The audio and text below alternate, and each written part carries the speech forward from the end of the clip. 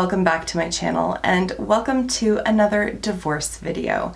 I was going to keep this contained within the month of December, but you guys seem to really like this content and you've asked me to extend it, so that's what we're doing. I can't guarantee how long it's going to run for or whether it's going to be on any sort of regular basis, but for today you get another divorce video. The topic of today's video is basically life as a family lawyer. Not in terms of like the nitty-gritty, but things like, what are my worst clients? What are some crazy stories, some embarrassing moments, things like that. A little bit more personal, but how I handle the career that I find myself in. All right, I don't want to do too much of a preamble because I suspect that this video is going to be long. So I don't want to waste any more time just sort of jibber-jabbering about it. Let's dive straight into the questions. First up, the question was, how do you keep the peace when parties hate each other? In my experience, a lot of anger arises out of fear. So to address that, I try to give my clients as much education as possible in terms of the law. And so I find that knowledge is power, and that saying is a saying for a very good reason. And once I can provide people with information in terms of their rights and obligations, it really does help to bring some of that additional stress down so that they're not necessarily reacting out of a defensive position. Now, I can't give that same kind of advice and that same kind of information to the other side, particularly if they have a lawyer, like it's that lawyer's position to do that. I can't speak directly to an opposing party if they are represented. It's just not appropriate. So what I try to do especially when I first write letters, so when I am first retained by somebody and I'm writing to the other side to say, hey, I'm involved, here's what we want to do, here's what we need from you, here's some timelines, here's what I'm working on with my client, that kind of thing. I try to take a rather toned down approach. So I don't write letters that are hyper aggressive right out of the gate. I don't try to get the other person's back up. I try to say to them, and sometimes it comes down to using as many words, to say, the more that you engage in this process of negotiation, the more power that you are going to maintain over the outcome. And that, it goes for both parties. Certainly the agreement that you can reach outside of court is likely to be more favorable to both of you than what a stranger, i.e. a judge, is going to impose on the two of you. But sometimes what I find is that a lot of the fear arises out of this loss of control, and then that fear translates into anger. So it's sort of all full circle, and sort of you have to take a bit of a holistic approach. So I find that using a softer approach, while not being like, you can have whatever you want, but just in terms of saying like, my client wants to work with you in order to resolve these issues. Here's the timelines and here's what I need from you so that we can do that. Rather than saying, you're going to have to pay this and you're going to do this and it's going to be done by this way and this is what I'm telling you. It's just a different approach. It still ultimately gives me the same information so long as they respond appropriately, but it's just a different approach and it sets the tone more evenly. Sometimes though, you're going to get clients that just hate each other. These are high conflict situations. They're dreadful. They're atrocious. You got to get through them. And so again, I try to coach my clients along. Sometimes they are the one that is the creation or the cause of all of this conflict. Sometimes I can help them see the light, other times not so much. And when I can't, all I can really do is try to guide them through the system. And sometimes when they really don't want to cooperate and when they really just want to be spiteful and hurtful, sometimes I have to cut them loose because they're just not listening to my advice and it's not a relationship that I want to engage in any further. So I fire them, basically. Give them referrals to other people whose personality might be a little bit more better suited for that kind of client, or more litigation-minded lawyers who really enjoy that kind of challenge. But for me, I just don't enjoy argument for the sake of argument, and I don't see the benefit of it to the family, so I try to avoid that. Another question that I received was, how do I handle it when kids are involved? So I have established a boundary for myself. I do not deal with child protection matters. So where the Children's Aid Society has verified concerns and has brought their own application to the court for protection proceedings, I don't take those kind of matters on.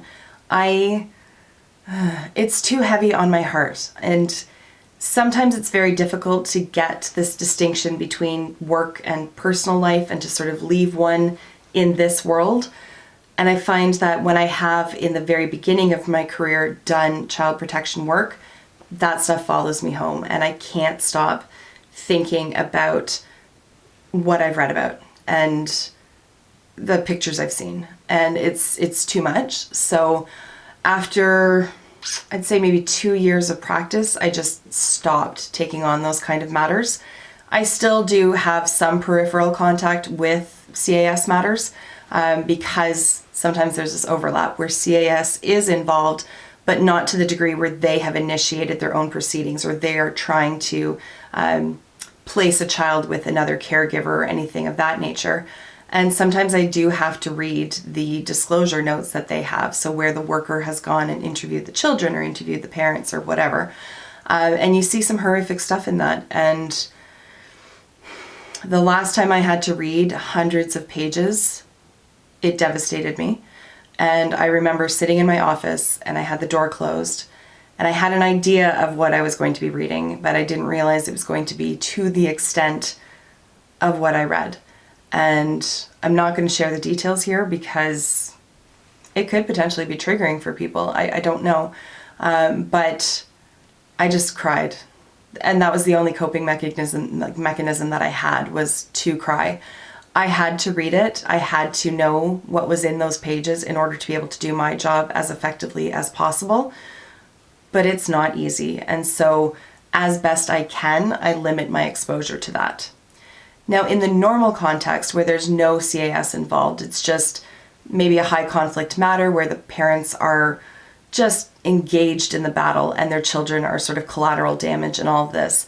Again, I try to give my client as much education as possible, and I try to help them see why that is damaging to their children. And particularly if I have a client who is exhibiting alienating behavior where they don't want to allow the other parent to have any contact with the children without real strong grounds as to why not. So if there's like abuse and things like that, there are ways to put safeguards in place. But sometimes you come across a parent who just does not want to allow access because they are so angry with the other parent. And it's not because that parent poses a threat, it's just because they don't like them. I try to educate my clients on how long-term the damage that can arise from that can be for children. So again, knowledge is power, and I try to educate them so that hopefully they can see past that and make better choices. And I'm happy to report that most parents do, once you kind of explain to them why access is so important and why it's the children's right to have access with both of their parents and not necessarily the parents' right to have access with the children, they can see it from a different perspective. And you don't necessarily, I mean, the time for choosing the parents has come and gone. You've made that decision and you've had a child with this other person. The fact that you don't like them or the fact that they are not the best parent that you think they could be is not enough. It's just not. People are flawed, and if a child has a flawed parent but still has regular contact with that parent and they are not endangering the child, it is what it is. Flawed or not, that is their parent and they love them and they have the right to see them. So I try to explain that to my clients. There are times where I have to actively remind myself that I can't necessarily control the outcome for these children. And while that may be heartbreaking, I can't control it. I can assist my client as best as possible, but the law is going to come in and it's going to apply as it applies. And the judge is going to do with those circumstances and with that law what he or she is going to do. I only play a small part in this. And I've also not had the input up to that point to create these circumstances. So I can only do what I can do. What I know I can do is give my children as much love and security as possible. So sometimes I see these circumstances and I use it as sort of a modeling point for myself of, frankly, what not to do. and I can turn my focus on my own children and just be that much more vested for them. So there's a bit of a silver lining in there, but it is hard. It's devastating because you just sometimes want to knock people's heads together to make them do better. The next question relates to my worst clients, and perhaps the person who asked this question was hoping for some salacious details. However, that's not the route I'm going to take. I'm going to answer this in more of a general manner. Characteristics of the worst clients are people who are completely unreasonable, people who don't want to hear my advice and certainly don't want to follow it, and don't want to hear about the law and how it applies to their circumstances.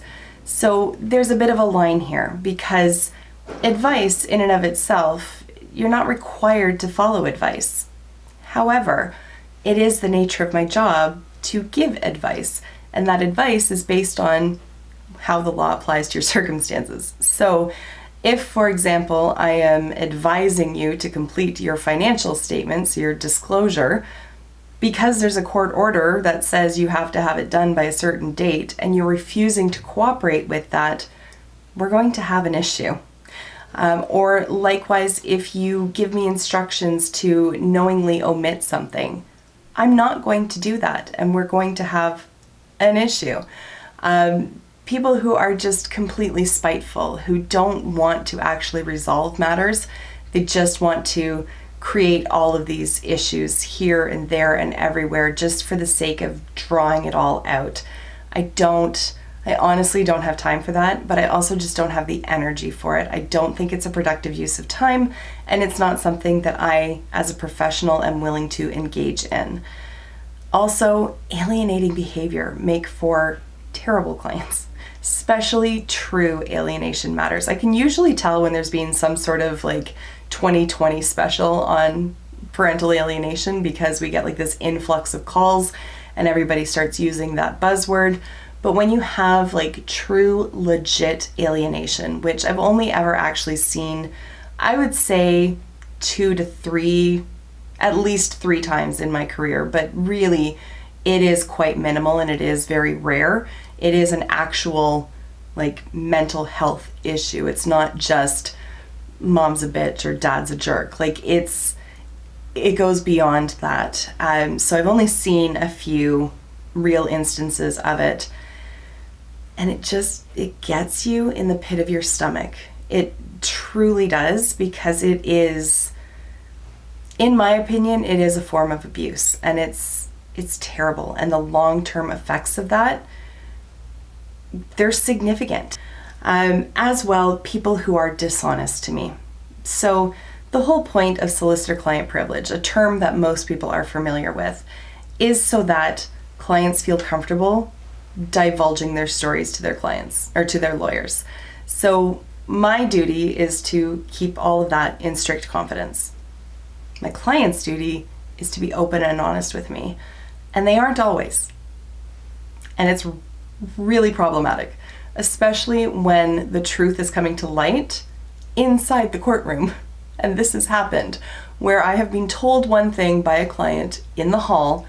I relay that information to the judge asks a follow-up question, and then my client completely tells the opposite side of the story. I look like the idiot, but it's because I've been lied to.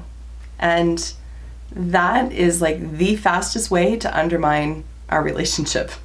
And I will terminate our relationship after that. So those are the worst clients. A rather logical follow-up question then is, have I ever feared for my safety? And very rarely would be the answer. For the most part, I have never had the sense that my clients are going to do any harm to me, with the exception of 2. I have had 2 clients over the course of my career where I would not have been surprised to see their car following me. There was something about their personalities, something about the level of conflict in their matters that I was nervous about them.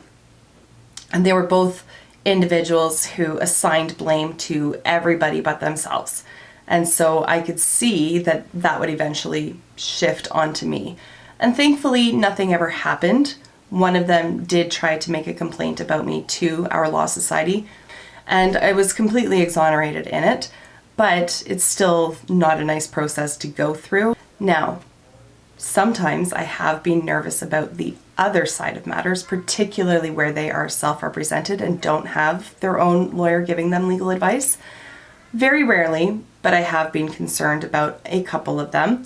However, the two that I have been the most concerned about have consistently shown themselves to be more bark than bite, which works out in my favor because while they're not pleasant to deal with, they don't show up at my office unannounced, they don't hang out in our parking lot. Like, I haven't been actually scared of anybody, so that is good. Only once have I been physically afraid of another lawyer, and I don't really want to get too far into it because it's in the past and it's long gone, but another lesson learned: don't put yourself in a one-door room on the opposite side of where that door is. I made that mistake because in 10 years at the time, I had never been physically intimidated by another lawyer until that moment. And I put myself on the far side of the table with the windows behind me, and that person had the door on their side. And I did not feel that I could get to the door without risking harm. And it was a terrible, terrible feeling. Thankfully, again, nothing actually transpired aside from some yelling and swearing and nastiness, but nothing physical. So the last question for today's video is, what are the pros and cons of being a family lawyer? And so that we end on a positive note, I'm going to start with the cons. First of all, it's a very stressful career. It's very timeline driven. You have a multitude of personalities to deal with, not just with your own clients, but with the other side, with the other lawyers, with the judges, with the court staff. It is constantly an issue of balancing priorities and just adjusting and adapting to the different personalities that you're dealing with. So it is very stressful.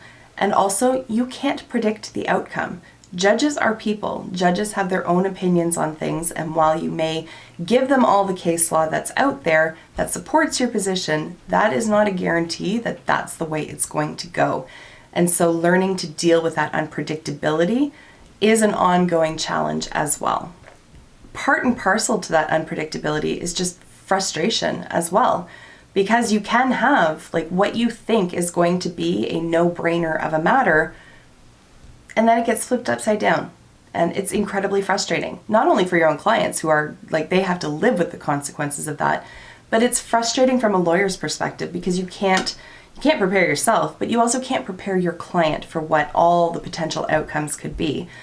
Because just when you think you've covered all the bases, a judge does something else, or a different offer gets presented, or just something goes sideways somewhere along the line, and you cannot predict all of the contingencies.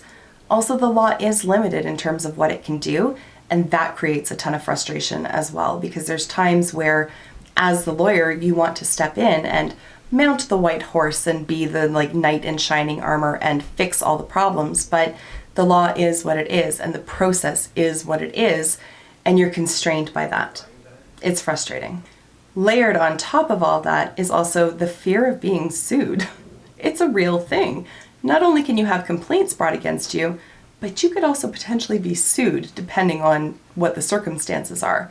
We do have professional insurance to assist with that, but it's like a living nightmare. Thankfully, knock wood, I have never been sued, but you live in constant fear of it, and that's where you become very vigilant in terms of the advice you give, the notes you keep, the letters that you send to your own client, all of that kind of thing, because you're operating from this constant perspective of cover your ass. You need to make sure that you have your notes in order so that if it ever does happen, you can hand them over to a lawyer who's going to represent you and they can clearly see what all has transpired. As well, family law in particular, I can only really speak to family law because my civil litigation days were a decade ago and were very, very short and very, very numbered. But from a family law perspective, it is emotionally draining. As I talked about earlier, there's issues that come up with kids, there's alienation, there's conflict, there's all sorts of just terrible things that humans are willing to do to each other. And you gotta wade into the middle of it and really immerse yourself in all of this. And it can be incredibly draining. There are times where it just makes me that much more grateful for the relationship that I have and for the experiences that I've had in life. But there are times where it just gets stuck in your head and you can't stop thinking about all of this like crap that people do to each other. And really like creating that divide is very difficult. I have made mention before, and I will say it again here, anxiety medication has changed my life because I was not able to establish those boundaries at all for a time before I started medication. I would wake up in the middle of the night, literally constructing arguments in my head or drafting letters and just ruminating on all of the issues that all of my clients had. And it was exhausting, literally exhausting. And starting medication and addressing those issues has helped immensely. I'm now able to sleep throughout the night and not wake up with all of these other problems like running through my head. So that is sort of one of the biggest cons, is that it just sort of weaves its way into your life and it can be very difficult to separate yourself from it. Moving on to the pros though, there are definite upsides to the practice of family law. I feel personally that it is important work. I feel like I am helping people who don't know what they're doing. Most people have never been through a divorce before or a significant separation, and I feel like I am actually helping people. The best thing for me to hear, especially at the end of just our initial 1-hour consultation, is I feel so much better. I live for that because that means that I have relayed information and I have helped to take some amount of pressure and some amount of stress off of that person's shoulders. And that makes me feel good on the inside. Hand in hand with that is the fact that I'm having a direct impact on people's lives. I don't think that personally I would be fulfilled with just dealing with corporate entities. That's not to say that that work is not important or that I'm looking down on it in any way. It's just, for me personally, I like dealing with individuals and I find it very fulfilling. Not always, but for the most part, I really do. It can be a very thankless line of work. Contrast it with like a real estate agent or a real estate lawyer, where you go and you see them when you're buying a house or you're selling a house. And when you sign the papers, it's either because you've bought a house or you've sold a house and you're happy regardless. When you come to see a family lawyer, it's because something terrible has happened. Unless you're doing a prenup, but you know what I mean. For the most part, it's because your family is falling apart and you don't know what to do with those pieces. People are not at their best when they come and see me. There is typically a transition throughout our time working together, and that can be very inspiring for me. Just seeing people tap into these wells of strength that they didn't know they had. I really enjoy seeing that. But for the most part, people aren't necessarily happy to see me, and it can be a very thankless line of work. The people who are grateful and the people who express that, they lift my heart and they keep me going in this work. I'm going to give one more pro to practicing family law, at the risk of making me sound like an asshole, because that is not my intention, but it is a benefit to this line of work, and that is, it pays well. It doesn't pay as well as, say, personal injury does or corporate work. I'm never going to make the same amount per hour as the lawyers who work downtown Toronto do, but it does pay well. And I'm very grateful owning my own firm and working pretty much a part-time basis. I am earning more now than I ever did working for another firm as a full-time associate before. So it does pay well. I don't take that lightly though, and that is part of the reason why my business partner and I opened the firm that we did. And as we have been working with this marketing strategist over the last couple of months, she has been working with us to really pull out like what our core values are, and the recurring theme is cost efficiency. We don't want to use the word affordable because lawyers are not affordable. Even if they have a lower rate than most, they're still not affordable. And that's also a very subjective term. But we try to be cost efficient, and we try to offer as much accountability to our clients as possible. But we always ensure that we tell our clients what their options are. And Sometimes the most cost-efficient option is not necessarily the best option, but we always sort of label that. So when I'm writing to clients, I will tell them, like, here are 3 different ways that you can go about doing this. This is what's going to cost you the most. This is what's going to cost you the least. Here's what's probably going to be the most effective. Sometimes that's the more expensive option. That's just the way it falls. But I give my clients that control to choose which way they go. Likewise, if their court matter is in a different city than where I reside, I give them the option to file their own documents.